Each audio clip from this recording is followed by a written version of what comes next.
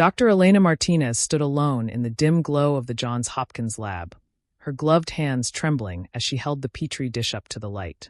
Inside, a faint smear of viral culture glistened, a coronavirus, freshly isolated from a bat carcass shipped from a South American cave. The date was October 16, 2019, 2 days before Event 201, and the air in the room felt thick with something she couldn't name. Her colleague, Dr. Samir Kumar, leaned over her shoulder, his breath fogging his mask. "This could be the one we've feared," he whispered, his voice a thread of dread. Elena's pulse quickened.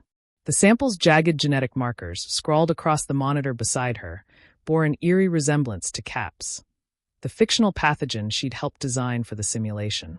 A chill snaked down her spine. Was this a coincidence or a warning?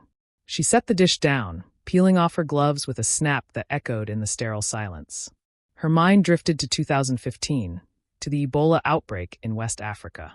She'd been there, a young virologist with grand ideas, watching helplessly as containment failed and bodies piled up in makeshift wards. The guilt still clung to her like damp earth. Decisions too slow, models too optimistic. Now, 4 years later, she was at Johns Hopkins, part of the Center for Health Security, tasked with crafting a nightmare for Event 201, a tabletop exercise to test the world's readiness for a pandemic. CAPS, Coronavirus Acute Pulmonary Syndrome, was her creation, a zoonotic monster born in her imagination. It leapt from bats to pigs to humans, spreading silently through mild cases until it erupted into a global killer. She'd built it with Eric Toner, a senior scientist, modeling it on SARS but tweaking it for modern terror. 65 million deaths in 18 months. A fiction, she'd told herself. A tool. But this bat sample staring back at her felt too real. The lab door hissed open, and Tom Inglesby stepped in, his gray suit crisp against the fluorescent haze. Director of the center, he carried himself with the quiet authority of a man who'd seen too many crises to flinch. "Elena," he said, his voice steady, "you ready for Friday?" His eyes flicked to the petri dish, then back to her, unreadable. She nodded, forcing a smile. "Just triple-checking the scenario. CAPS starts in Brazil. Pig farms, wet markets. The news clips are done." Tom's lips twitched, almost a grin. "Good. The Gates Foundation and WEF are expecting a show. 15 leaders, one day, the Pierre Hotel. We've got to make them feel the weight." Elena followed him out, the lab's chill fading into the hum of the university halls. Tom had been planning Event 201 for over a year, a collaboration with the Bill and Melinda Gates Foundation and the World Economic Forum. It wasn't their first rodeo, Dark Winter in 2001, Clade X in 2018, but this one felt bigger, more urgent. 200 epidemics hit the world annually, he'd told her once, and the experts agreed. A true pandemic was inevitable. Event 201 was their chance to scream it from a tabletop, to force governments and CEOs to listen. "Who's coming?" she asked, though she knew the list. Tom rattled it off anyway. George Gao from the Chinese CDC, Avril Haines, ex-CIA, Sophia Borges from the UN Foundation, Brad Connett from Henry Schein. The heavy hitters. Crystal's briefing them tomorrow.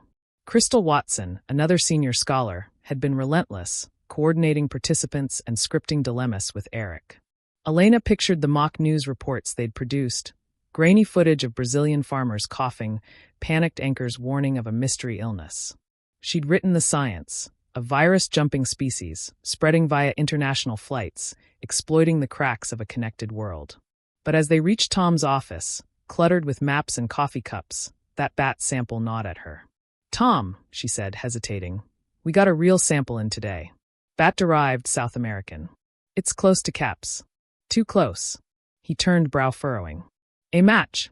Not exact," she admitted, "but the transmission profile, zoonotic, respiratory, it's uncanny." For a moment, silence hung between them. Then Tom shook his head. "We've seen close calls before. It's why we're doing this. October 18th isn't about predicting, it's about preparing." His tone was final, but Elena's stomach twisted. She wanted to argue, to tell him about the prickling dread she'd felt since Ebola, the sense that science was always one step behind chaos. Instead, she nodded, retreating to her own desk down the hall. That night, she sat alone in her Baltimore apartment, the city's lights flickering beyond her window. Spread across her table were the Event 201 materials. Timelines, data packets, the CAPS outbreak map glowing red from Sao Paulo outward. She traced the lines. 10,000 cases in weeks, hospitals overrun, misinformation blooming like weeds. It was fiction, she reminded herself, a story for Friday's stage. But as she sipped her coffee, gone cold, the bat sample's shadow loomed in her mind. 2 days from now, they'd gather at the Pierre, 15 leaders playing a game of what if. She closed her eyes, hearing Samir's whisper again.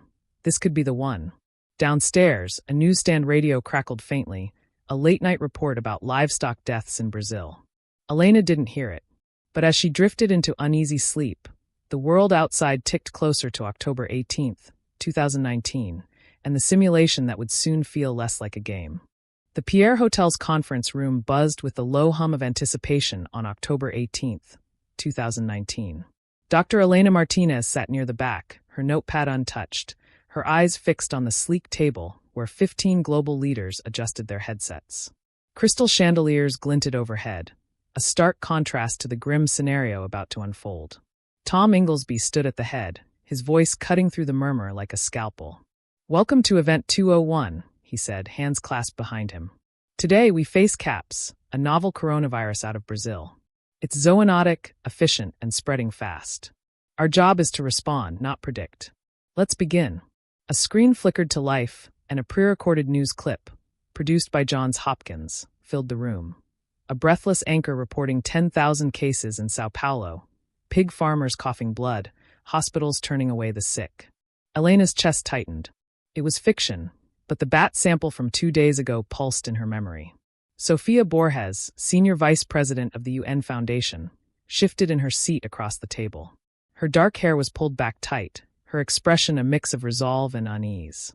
She'd flown in from Geneva, expecting a dry policy drill, not this visceral plunge into chaos. As the video faded, Tom nodded to her. Sophia, you're up. UN's perspective, go. She leaned forward, her voice clear but edged with urgency. We need a unified front. The WHO declares a public health emergency now, coordinates data sharing. No one hoards resources. Her words hung there, idealistic, almost naive. Elena admired her fire, but she'd seen unity crumble before. Ebola had taught her that. George Gao, Director General of the Chinese CDC, tapped his pen sharply against the table. Too slow, he countered, his accent clipped. Borders close first. Contain it at the source, Brazil locks down, no flights out. His pragmatism drew nods from a few, but Sophia's jaw tightened. Isolation breeds panic, she shot back. You'll crash trade, strand millions. We've got to balance lives and stability. Elena scribbled a note, Gao versus Borges, containment versus cooperation. Her scientist's mind cataloging the fault lines already forming. Brad Connett, president of Henry Schein North America, leaned in next, his tie loosened like he'd just stepped off a factory floor. Supply chains are my worry, he said, voice gravelly. Masks, ventilators, Brazil's a hub. If it falls, we're rationing in weeks. Elena glanced at him, impressed.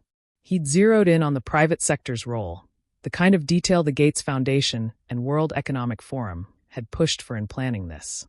Tom had told her the budget, $500,000, maybe $1 million, covered every angle, epidemiology, economics, logistics. Crystal Watson, hovering near the screen, handed out data packets, CAPS stats, infection curves, mock stock market dips. The room felt heavier with each page turned. Then Avril Haines spoke, her tone cool, precise, ex-CIA through and through. Misinformation's the real virus here, she said, eyes scanning the group. Social media's already got fake cures trending, bleach injections, herbal scams. We need controls fast. Sophia bristled. Censorship? That's a slippery slope. People deserve the truth, not silence. Haines didn't blink. They deserve to live. Lies kill faster than caps. The air crackled and Elena's pen paused. She'd scripted this dilemma with Eric Toner, rumors blooming as cases spiked. But hearing it debated live felt raw, personal. She pictured the bat sample again, its silent threat locked in the lab. What if this wasn't just a game? Tom stepped in, his calm a tether in the storm. Segment 1, Initial Outbreak. 10,000 cases, 2 months in.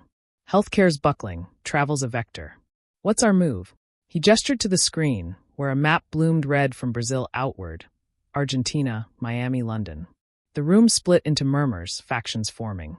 Gao doubled down on lockdowns, Connett pushed for stockpiles, Sophia pleaded for a global fund.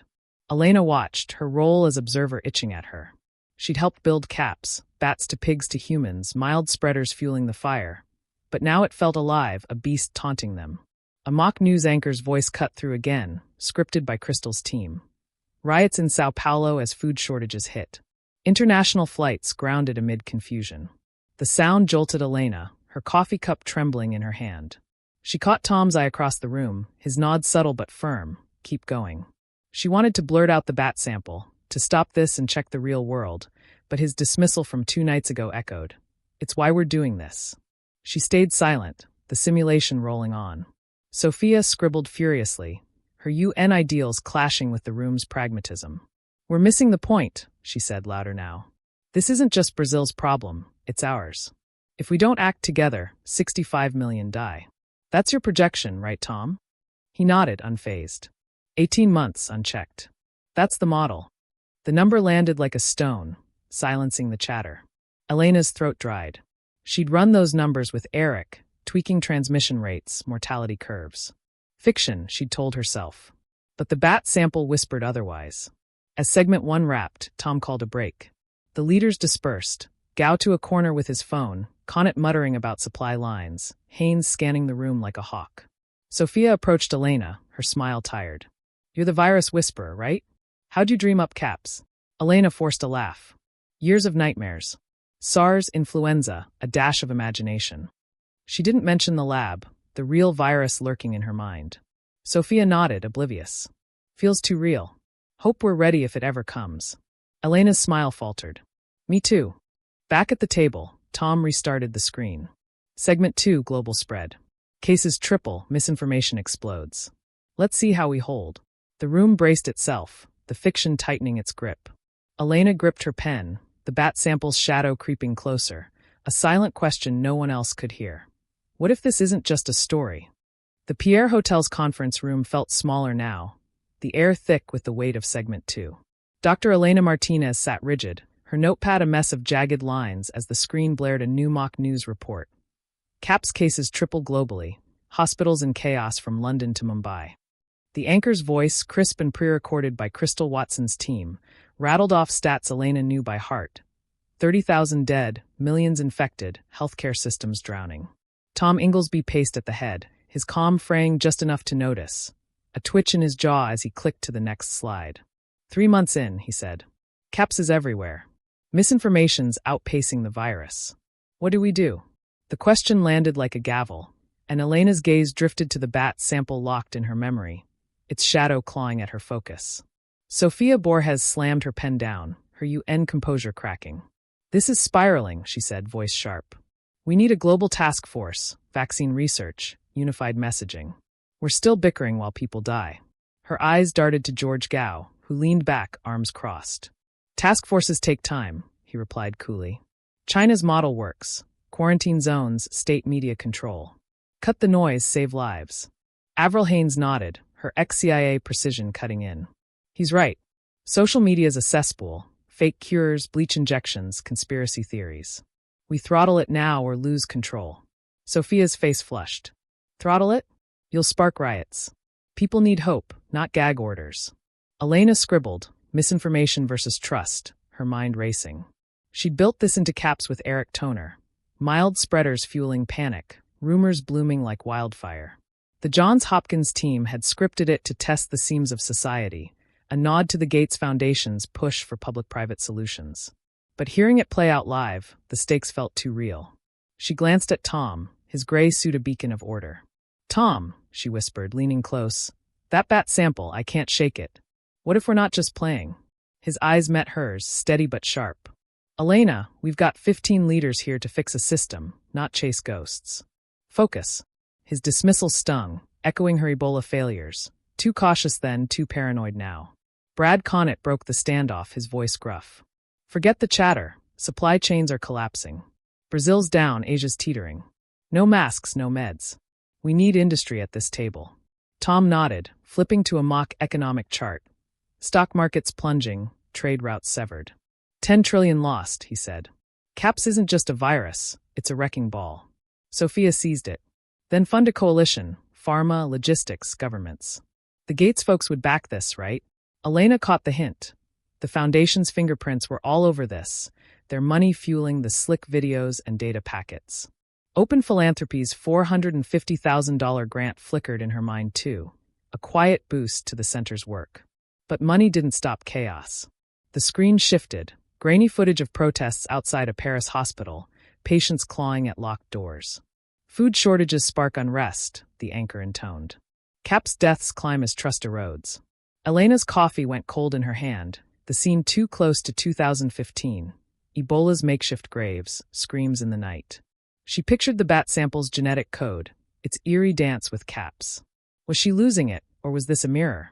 Sophia's voice rose again. We're failing the basics, testing, tracing.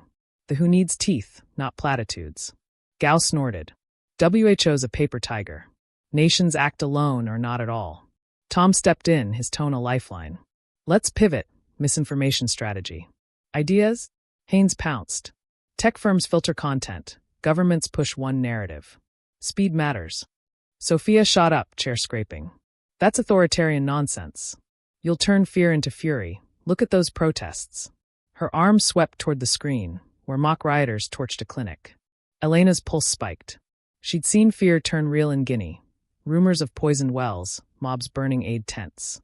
Haynes didn't flinch. Fear's already here. We channel it or drown. The room fractured, Gao backing Haynes, Connett pleading for supply focus, Sophia rallying for unity. Tom let it simmer, his silence a test. Elena couldn't sit still. She stood, voice low but firm. Tom, we need a break. 5 minutes.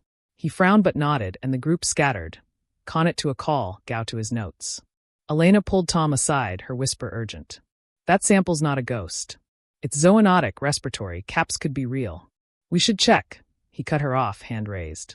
Elena, this is why we're here. 200 epidemics a year. We knew something's always brewing. We finish this, then we look. His logic was iron, but her gut screamed otherwise. Sophia joined them, her eyes tired but fierce. You two plotting the endgame? She teased, then sobered. This feels too heavy, Elena. Like we're not ready. Elena hesitated, then blurted. There's a bat virus in our lab. Real. Close to Caps. Sophia's brow creased. Close how? Transmission symptoms, enough to worry me. Tom sighed, loud enough to stop them. It's a coincidence. We've got segment 3 coming. Economic collapse. Stay on task. He walked back to the table, leaving Elena and Sophia staring. Sophia gripped Elena's arm. If you're right, we're blind here. But he's got a point. Finish the drill. Elena nodded, numb. The group reconvened, Tom clicking the screen alive. Segment 3, 6 months in. Caps cripples trade, trusts gone. What now? The map glowed red. Entire continents lit up. Gao pushed travel bans again, his voice rising. No flights, no exceptions. Sophia snapped back. You'll starve half the world. The clash erupted, voices overlapping, a cacophony of fear and fury. The Pierre Hotel's conference room pulsed with a suffocating tension as segment 3 flickered onto the screen. Dr. Elena Martinez gripped her chair, the mock news anchor's voice slicing through the haze. 6 months in, Caps devastates global trade. Supply chains snap, economies teeter on collapse. The map glowed a deeper red, tendrils of infection strangling continents. Tom Inglesby stood at the helm, his gray suit rumpled now, his calm stretched thin. We're at a tipping point, he said, voice low. 10 trillion gone, food riots spreading. What's our play? Elena's eyes flicked to the bat sample's ghost in her mind, its silent threat louder than the chaos unfolding here. Sophia Borges leaned forward, her UN resolve fraying at the edges.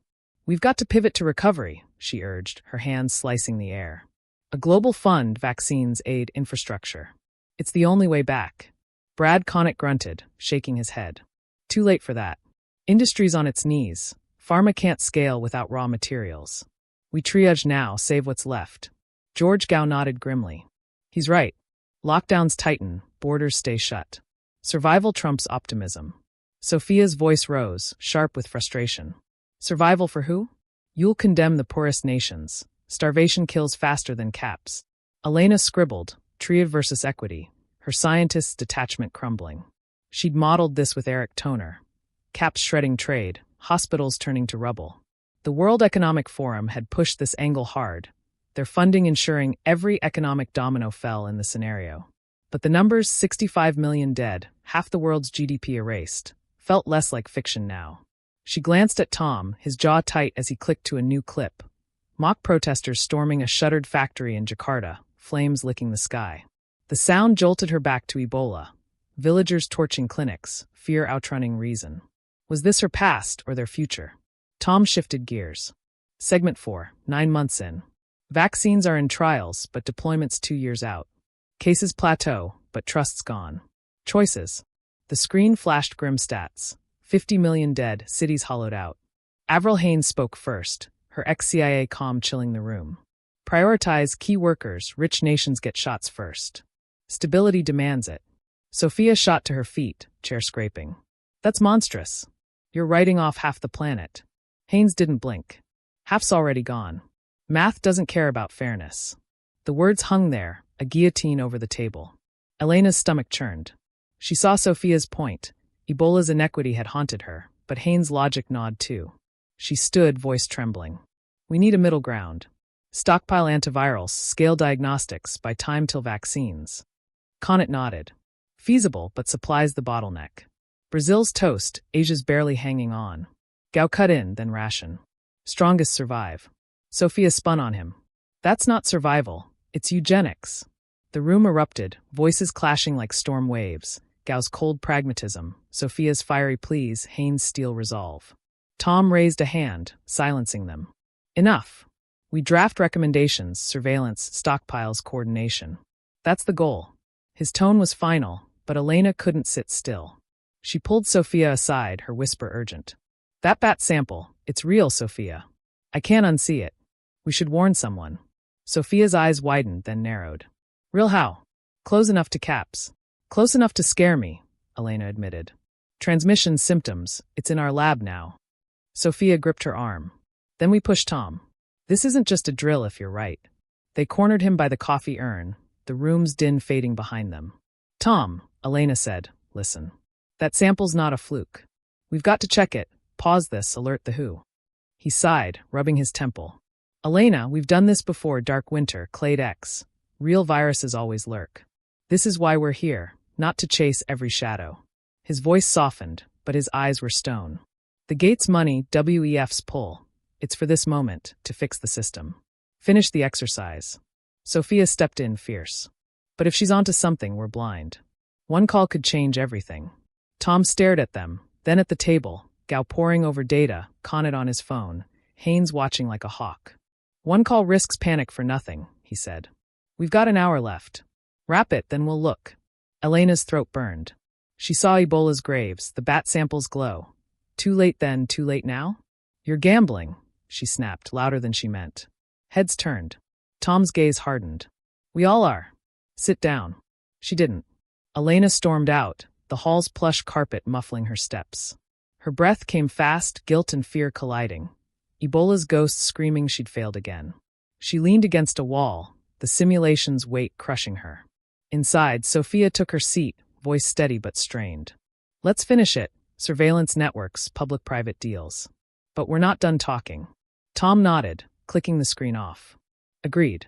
Recommendations, then we close. The group churned out a list, better tracking, stockpiles, a fragile call for unity. While Elena paced outside, her mind a tangle. She saw the bat sample's code, caps curves overlapping in her head. Tom's logic held. 200 epidemics a year, this was their why. But her gut roared louder. What if? She slid down the wall, head in hands as the room buzzed on. The exercise was ending, but her fight wasn't. Back inside, Tom stared at her empty chair, a flicker of doubt crossing his face. The screen went dark, the fiction pausing, but the shadow lingered, heavier than ever. The Pierre Hotel's conference room exhaled as Event 201 drew to a close. Dr. Elena Martinez slipped back inside, her face pale, the bat sample's shadow still clawing at her nerves. The screen was dark now, the mock news clip silenced, but the air buzzed with a strange mix of relief and unease. Tom Inglesby stood at the front, his voice steady despite the day's cracks. We've got our recommendations, he said, hands clasped. Global surveillance networks, stockpiles, public-private frameworks. It's a start. The 15 leaders nodded, some weary, some resolute. As a small live-stream audience watched online, the exercise's transparency a hallmark of Johns Hopkins' intent. Elena's eyes met Sophia Borges, a silent pact lingering from their hallway clash. Sophia rose, her UN fire dimmed but not extinguished. "It's not enough," she said, her tone firm. "We've seen the gaps: trust, equity, speed. I'm drafting a memo for Geneva. This can't just sit here." Tom nodded, a rare softness in his gaze. "Do it. We'll push it up. Crystal and Anita can refine it." Crystal Watson, hovering near the back, scribbled a note, while Anita Cicero, the center's deputy director, gave a curt nod. The trio, Tom, Crystal, Anita, had steered this ship, their year-long planning fueled by the Gates Foundation's cash and the World Economic Forum's clout. Elena knew the cost, $500,000, maybe $1 million, but the real price was the doubt now gnawing at her. The group dispersed, handshakes and murmurs filling the room. George Gao slipped out, phone pressed to his ear. Brad Connett lingered, muttering about supply lines. Avril Haines vanished like a ghost. Sophia approached Elena, her smile tired. "You okay? That bat thing's still eating you." Elena nodded, then shook her head. "I don't know. Tom's right, viruses lurk everywhere. But this one," she trailed off, the genetic markers flashing in her mind. "Too close to caps, too real." Sophia squeezed her shoulder. "We'll check it. After this, we dig." "You're not crazy." Tom joined them, his suit jacket off now, sleeves rolled up. "Good work today," he said, his voice quieter. "I know it got heavy." Elena met his eyes, her anger softened but not gone. "Heavy's an understatement. You dismissed me again." He sighed, rubbing his neck. "I didn't. We had to finish. 200 epidemics a year, Elena. We can't jump at every shadow. But we'll look at that sample. Tomorrow." His concession surprised her, a crack in his stoicism. She nodded, the fight draining out of her. "Tomorrow." The room emptied, the live stream cut, and the three stood alone amid scattered papers and cold coffee cups. Sophia gathered her notes, her memo taking shape. Cap's lessons for a world unprepared. Tom stared at the blank screen, a flicker of doubt in his posture. "Dark winter, Clade X, they all felt like this," he murmured. Real until they weren't. Elena wanted to believe him, to bury the bat sample in the pile of near misses. But her gut wouldn't let go. She left the Pierre as dusk settled over New York, the city's hum indifferent to the day's fiction. Back in Baltimore that night, she sat alone in the Johns Hopkins lab, the bat sample glowing faintly under the microscope. She ran its sequence again, her breath catching, zoonotic, respiratory, a whisper of Cap's menace. She grabbed her phone, dialing a colleague in Wuhan. "Hey Lee, it's Elena. Got a weird one here. Bat virus, South American. Keep an eye out, yeah?" Lee's voice crackled back, casual. "Always something brewing. I'll flag it." She hung up, staring at the screen, the what-ifs swirling. She didn't know then, none of them did, that Wuhan's markets were already stirring, a real shadow creeping closer. Days blurred into weeks. Sophia's memo hit the UN, a quiet ripple lost in bureaucracy. Tom buried himself in postmortems with Crystal and Anita, the exercise's materials posted online, videos, data, a warning for anyone listening. Elena kept the bat sample locked away, its threat unproven but unshaken. Life ticked on, October 18th, 2019, fading into memory. Then December came. Elena sat in her apartment, the radio crackling faintly from the kitchen. A news report broke through the static. Strange pneumonia cases in Wuhan, China, health officials baffled. Her coffee cup slipped, shattering on the floor. She froze, the bat sample's glow flashing in her mind, Cap's red map overlaying the world. She stumbled to her desk, pulling up Event 201's files. Brazil's fiction, now China's reality. Her phone buzzed Sophia. "You hearing this?" Sophia's voice was tight. "Yeah," Elena croaked. "It's not ours, but..." She couldn't finish. It wasn't Cap's, not exactly, SARS-CoV-2, they'd call it soon. But the echo was deafening. She called Tom, his line busy. When he finally answered, his tone was heavy. "Coincidence," he said, but it sounded hollow. "We didn't predict this." "No," she replied. "But we saw it coming." Silence stretched between them, the simulation's shadow falling long and dark. Sophia texted later, "Geneva's waking up." Too late. Elena didn't reply, staring out at Baltimore's lights, the world shifting beneath her. Event 201 hadn't changed the system, not yet. Its recommendations sat, gathering dust, as a real virus tore through the cracks they'd exposed. Elena closed her eyes, Ebola's ghosts mingling with Cap's fiction, now joined by something new. She'd fought her doubt, Sophia her cynicism, Tom his certainty, and lost, or maybe won, in ways they couldn't measure. The story ended where it began, in a lab, with a scientist wondering if she'd seen too much or not enough. Outside, the radio droned on, a faint dirge for a world unprepared. The shadow of Caps had passed, but another had risen, and its echo would linger far beyond October 18, 2019.